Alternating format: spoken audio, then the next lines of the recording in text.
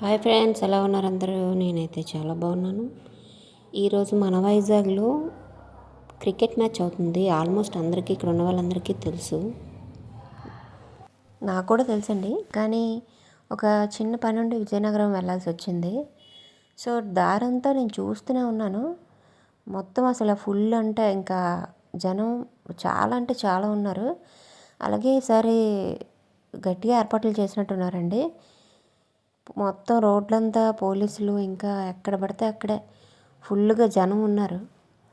ఈ బియ్యంపాలెం స్టేడియం వరకు మాత్రం ఫుల్ జనం ఉన్నారు. అలాగే చుట్టూరు మనకి క్రికెట్కి సంబంధించిన ఈ టీషర్ట్లు అన్నీ అమ్ముతున్నారు.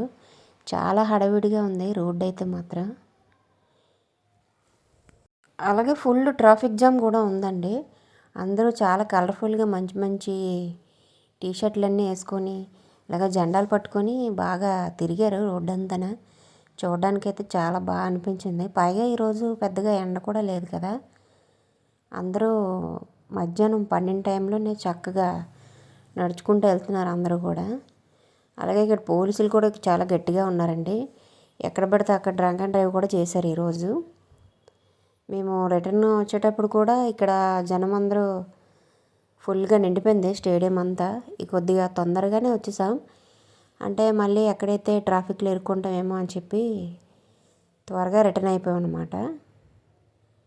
ఇక్కడ హడావిడి అయితే మాత్రం మామూలుగా లేదు. వైజాగ్ బియ్యంపాలెం స్టేడియం ఉంటుంది కదండి, అక్కడ అయింది మ్యాచ్. ఇక్కడ నార్మల్గా వైజాగ్లో ఉన్న వాళ్ళందరికీ కూడా ఈ స్టేడియం అనేది బాగా తెలుసు. అండ్ తెలియని వాళ్ళు అయితే మాత్రం ఇది ఫస్ట్ టైం చూడొచ్చు. ఇక చూసారు కదా, ఇదేనండి బియ్యంపాలెం స్టేడియం. ఇక్కడ చూసారా, మనకి జనం కూడా బయట నుంచి కనిపిస్తున్నారు. మేము రిటర్న్ వచ్చేసరికి అయితే ఇంకా మ్యాచ్ అవ్వలేదు. మేబీ ఇప్పుడు కూడా అయి ఉండదు, ఇంకా నైట్ అవుద్దేమో, మరి చూడాలి. ఎప్పుడైనా మ్యాచ్ లోపలికి చూద్దామని అనుకుంటున్నాను, ఎప్పుడు అవుద్దో ఏంటో.